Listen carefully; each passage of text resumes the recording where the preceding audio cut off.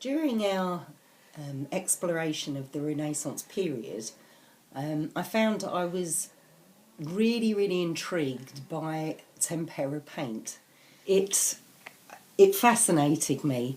I wanted to know the texture of it. I wanted to know what it smelt like and what it felt like. I've painted with porcelain paints, I've painted with oil paints and watercolour paints, and I know the feel and the textures and the smells, but tempera paint was completely new to me. So I thought I would explore this a little bit further and actually try and create some myself. So I thought I'd take you along with me and we'll kind of explore this together. I got a piece of chalk from the cliffs in Ramsgate. It had very handily fallen onto the street for me to pick up one day when I was going past in the car. So I'm going to chip a bit off of this and break it up. I know they used a pestle and mortar to crush up the chalks. I've got some charcoal that I'm going to knock down. I can't find any lapis lazuli to crush, so I'm going to cheat here and use some blue chalk that I've already found. I've got my free range eggs here that I'm going to split up and probably make you laugh by trying to not burst the sacks. And so come with me and we'll have a look at how to do this. Now I'm going to have to stand up here because I can't do this sitting down, but I'd like you to focus on my hands and what I'm doing.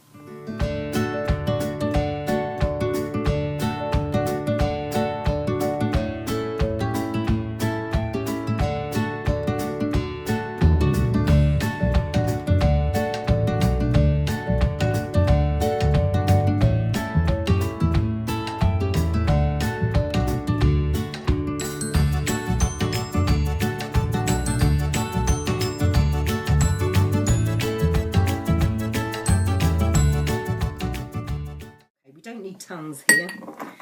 Alright, I'm grinding it up now in the pestle and mortar.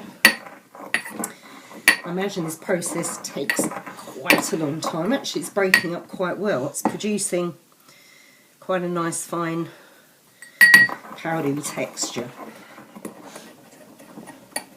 Okay, this is powdering up really nicely. So what I'm going to do, I don't know if they had a sieve.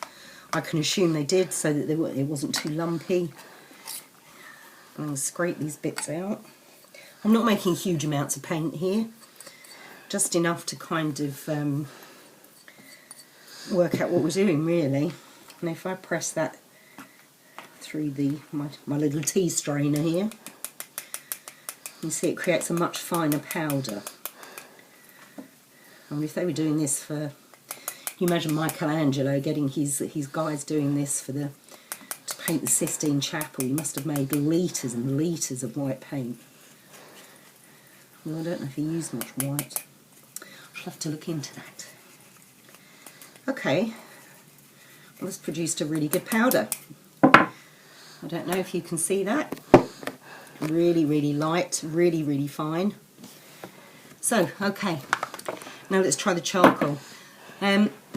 What I'm thinking here is that I don't imagine that they would have used a wooden pestle and mortar, because they would have been in very cold and damp rooms, wherever their studios were. Obviously they didn't have central heating or anything like that, so in the winter it would have been very damp, very cold, and wood breathes, of course. So if they were doing it in wood, then if they were mixing up, say, something like charcoal, it would ingrain itself into the cracks into the wood, unless they kept specific bowls for specific things and specific colours maybe. But I imagine that they did it in they probably had marble bowls, and they were probably an awful lot bigger than my little thing here. Okay, well, the charcoal grinds up really quick and really well. I know that they didn't use an awful lot of black, as we know by so many of the Renaissance paintings. I've got my clay actually drying out in the oven right now, getting that ready.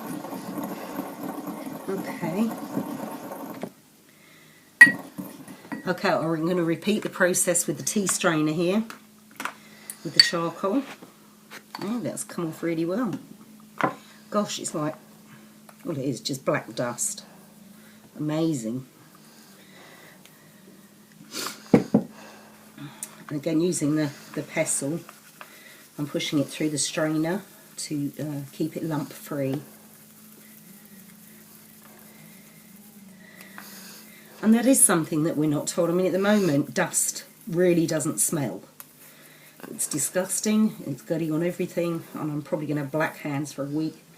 It's leaving all these tiny little chips in here, like little, almost like little diamonds, or little sequins. It's quite beautiful, actually. I'm not so sure I would have wanted to have done this for a living, but it's giving us a general idea anyway. Okay, these bits are no good, they're not grinding up, so I shall get rid of those. But there we go, there's the black dust. Wow, quite amazing. Okay, I'm now doing my fake lapis lazuli, and I'm grinding this up. What I have noticed as I'm doing these the gratings with the dust, and with of course my Renaissance cheese grater, I'm sure they had them, they had Parmesan cheese back then. Being Italians, they were probably grating it on their food even back then. Right, here we go. What I am noticing is that my hands are starting to really itch with the dust.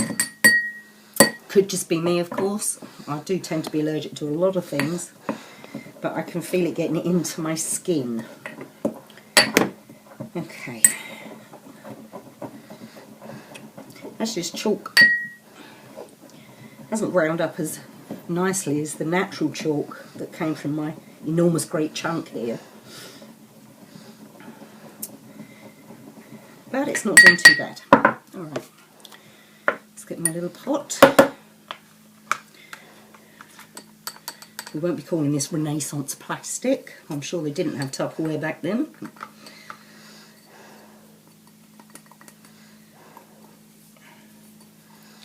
Obviously, in between doing each of them, I've had to go and clean the pestle.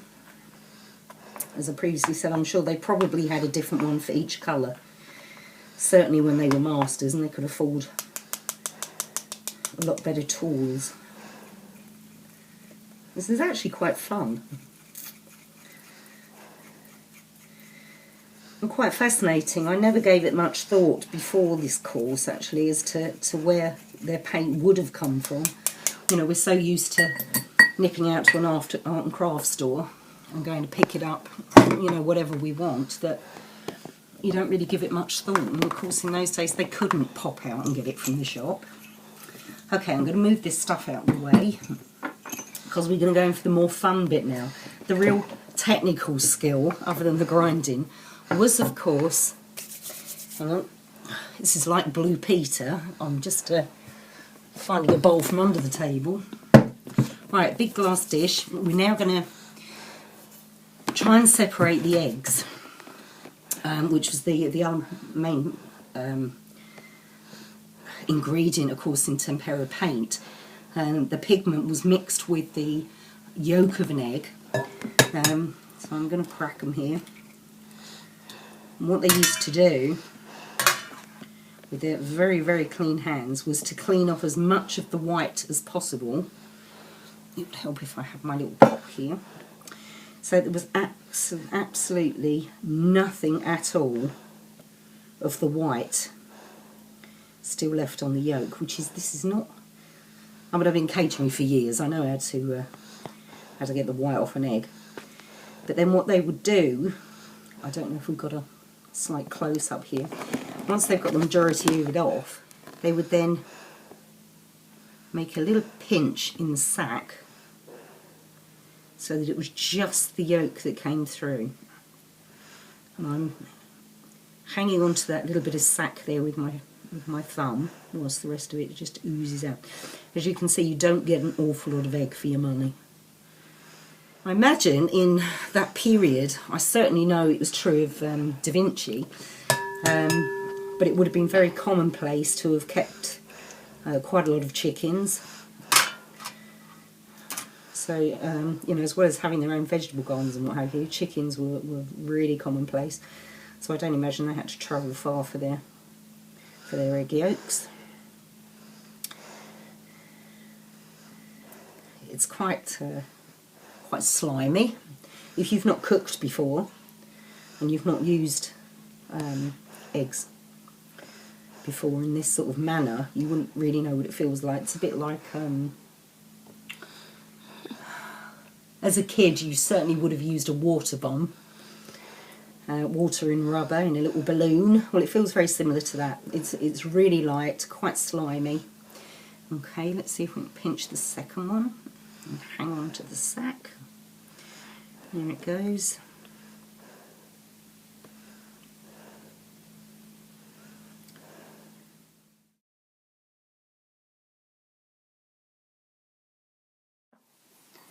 Right, okay, I managed to get the clay out of the oven, because it's not too easy to find here, clay, so I bought a little bit from Hobbycraft and dried it out. So we'll see what happens here. Put this through our trusty tea strainer. Let's move that out of the way to get our powder. I don't think I did it quite enough, but anyway.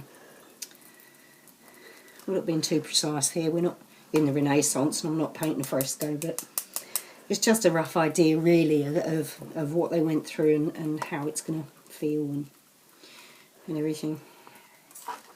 Okay. Alright. Lovely. So, add a bit of our custard to it and see what happens.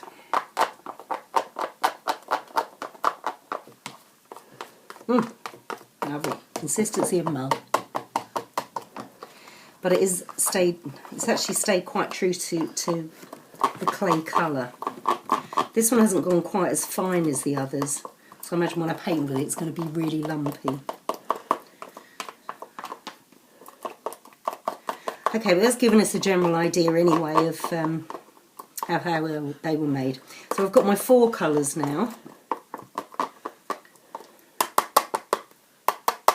Lovely. Okay, I'm sealing them up, ready for when I paint in a little while. There we have it.